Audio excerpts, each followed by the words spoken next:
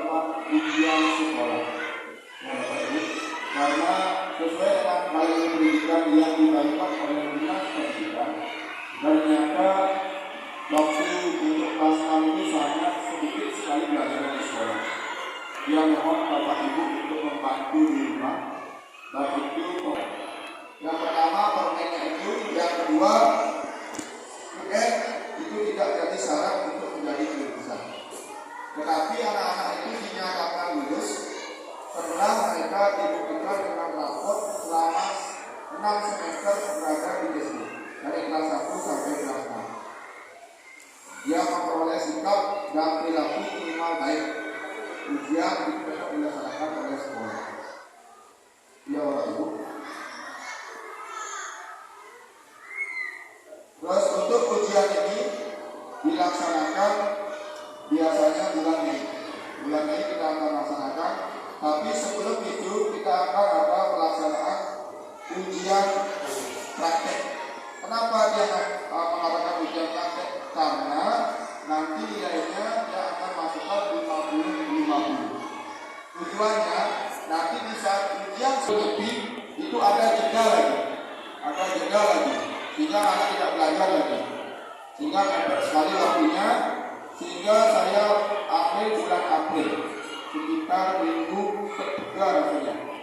Setelah dia akan memberikan minggu ketiga, saya ambil ujian praktek ini selama seminggu. Nanti akan dibagikan ke anak-anak apa saja isi-isinya yang akan berikan kepada anak-anak semua. Terus untuk ujian tulis itu diperkirakan bulan Mei, minggu ketiga atau minggu kedua, sesuai dengan keputusan bersama dari Dinas Pendidikan. Nanti Dinas Pendidikan akan memberikan arahan tanggal ini memberikan ujian tulis. Nanti kita akan melaksanakan. Belum ada jenisnya yang lebih lanjut. Itu mengenai ujian. Nanti boleh ditanyakan kalau kurang mengerti. Yang lanjutkan sekarang ini sahabatnya, ini seperti tadi sudah yang jelaskan tadi. Yang lanjutkan ke ini yang sangat pentingnya EPPDB.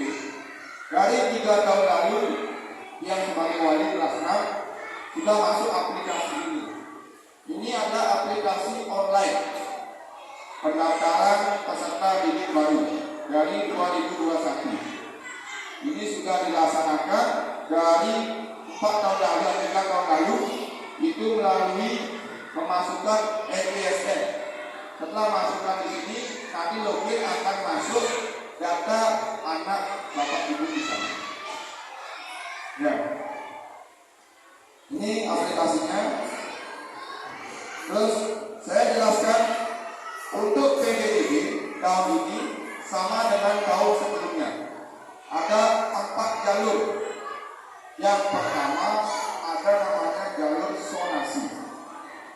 Jalur sonasi ini adalah jalur yang ditunjukkan siswa dengan domisili sesuai wilayah sonasi yang ditetapkan oleh pemerintah daerah.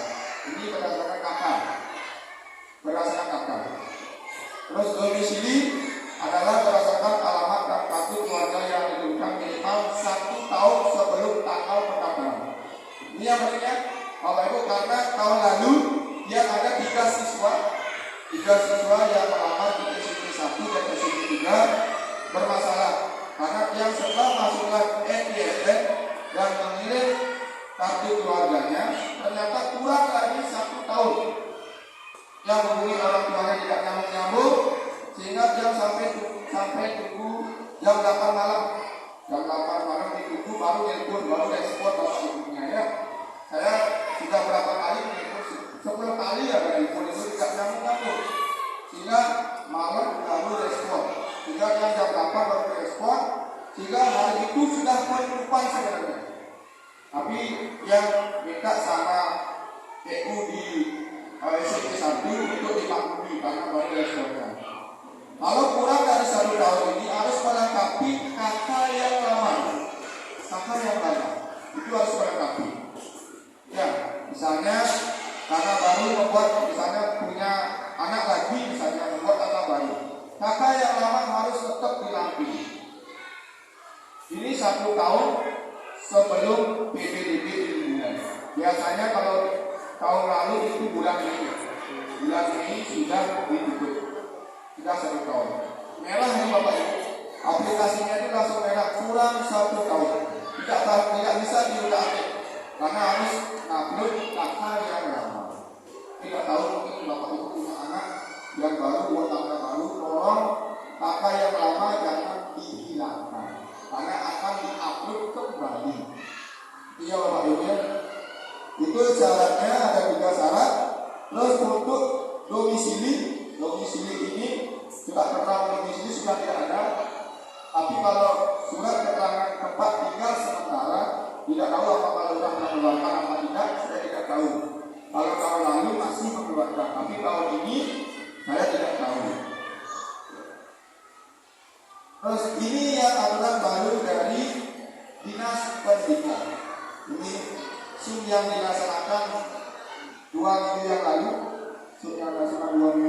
dari Bapak Sekdis menyampaikan untuk zonasi SMP, karena Bapak itu kan masih SMP. Untuk zonasi SMP itu paling sedikit 50% kuota daripada SMP itu. 50% diterima di sana. Itu kalau dulu 70% ya, tapi sekarang sudah 50%. Nah, untuk kuota ini ditentukan oleh pemerintah daerah dan sekolah. Sekolah pemerintah dan pemerintah daerah nanti berkoordinasi dengan mereka. Syarat kelulusan setiap jalur. Ini ya, calon peserta didik memiliki alamat pada kakak yang diperlukan paling lambat 1 tahun sebelum tanggal pendaftaran PDB. Tapi tahun lalu kalau pendaftaran PDB itu bulan Juli, ternyata dibaca di sana bulan Mei. Aplikasinya membaca begitu ya, bukan yang menonton aplikasinya yang membaca seperti itu. Karena tahun lalu itu ada bulan Juni, ternyata tidak bisa dibaca. Harus melengkapi kakak yang lama. Ketua komite tidak kata ketua komite juga seperti itu karena dia punya anak baru, jadi kakaknya kurang dari 1 tahun, sehingga melengkapi lagi kakak yang lama. Nanti coba itu bapak ibu dia kakaknya di rumah, kalau tercantum bulan Mei atau bulan Juni, tolong persiapkan kakak yang lama. Nanti yang minta bapak ibu. Terus perubahan pada kakak yang tidak menyebabkan perubahan domisili sebagai dimaksud huruf B di atas. Penambahan anggota keluarga itu ada calon peserta didik. Pengurangan anggota keluarga, misalnya meninggal atau anggota keluarga pindah. Terus yang ketiga, kakak hilang atau rusak. Mungkin ini bisa diperbaiki di catatan sipil. Ini berusaha dengan catatan sipil. Ini yang terbaru Bapak Ibu ya. Ini yang saya sampaikan. Kakak hal tersebut, kalau kakaknya kurang daripada 1 tahun, itu melampirkan kakak yang lama. Ini kakak yang lama ditampilkan atau diberikan. Walaupun itu bisa agak kurang, tetap ditampilkan karena nomornya itu pasti ada. Sistem pasti membaca. Terus ini yang terpentingnya dalam hal perubahan kakak. Bapak Ibu berubah maka karena perpindahan harus disertai dengan perpindahan domisili seluruh keluarga yang ada di kakak tersebut. Semuanya harus tercantum di kakak tersebut. Itu aturannya yang baru. Nama orang tua calon peserta didik baru yang tercantum pada kakak harus sama dengan nama orang tua wali peserta didik baru, sama dengan nama yang tercantum dalam para rapor ijazah dan jenjang sebelumnya. Ini ya Bapak Ibu, kadang-kadang saya dengan TU-nya bingung, kadang-kadang ada anak yang kakaknya isi I, ternyata aktenya tidak isi I. Itu yang menyebabkan anak-anak salah datanya. Ya, begitu ya Bapak Ibu, kakak dan akte itu harus sama namanya, karena ini mencantum mengenai data dari anak-anak tersebut. Ya, ini yang terbaru dari Dinas Pendidikan. Mungkin nanti bisa ditanyakan tentang seperti ini. Ya, dan ingat satu anak satu jalur dalam SMP itu. Tidak boleh dua jalur. Misalnya, kalau sekarang melamar jalur zonasi, apakah boleh jalur aplikasi atau prestasi? Tidak boleh. Aturannya memang seperti itu. Satu anak satu jalur. Tapi kalau misalnya jalur zonasinya SMP 1 tahun lalu, ini jalur aplikasi, jalur pembinaan orang tua dan jalur prestasi tidak yang daftarkan. Kenapa? Karena ini menyangkut data pribadi bapak ibu. Ya tidak bisa terlibat. Tapi jalur zonasi semua yang daftarkan. Kewajiban dari sekolah itu semua yang daftarkan. Tapi kalau afirmasi, perpindahan orang tua dan prestasi tidak yang daftarkan. Bapak ibu sendiri yang mendaftar. Nah, ini yang afirmasinya 15% dikasih oleh dinas pendidikan untuk sekolah masing-masing. Nah, jalur afirmasi ini yang melengkapi PKH atau kartu PIK yang tentunya itu bisa dilengkapi. Tapi kalau sudah misalnya kakaknya tabung baru dekat dengan SMP 3 mau melamar jalur afirmasi tidak bisa, hanya jalur zonasi.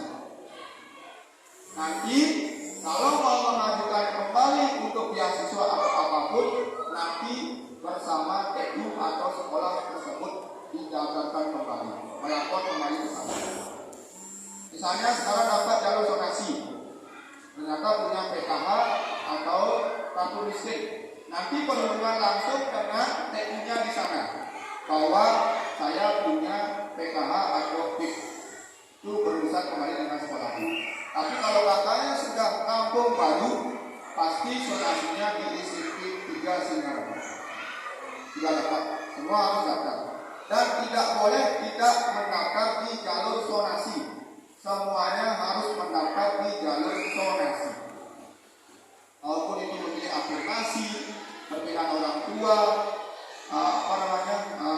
pakai sertifikat penghargaan itu misalnya, itu semuanya harus melalui jalur zonasi. Semuanya harus zonasi. Ini jalur perpindahan orang tua itu ada surat penugasan dari instansi yang bekerja.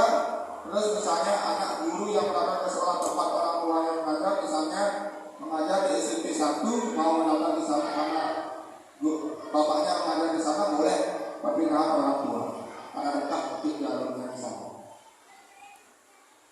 Dan terus ini yang terakhir, jalur prestasi. Jalur prestasi itu ditentukan oleh sisa kuota dari jalur pendaftaran zonasi, afirmasi dan perpindahan orang tua. Jalur prestasi kita jalur terakhir ya, jalur terakhir. Biasanya kalau mendaftar PPDB di aplikasi itu yang pertama zonasi 3 hari, afirmasi 1 hari, perpindahan orang tua 1 hari, terakhir baru prestasi 1 hari. Prestasi terakhir pasti itu, karena setiap tahun seperti itu.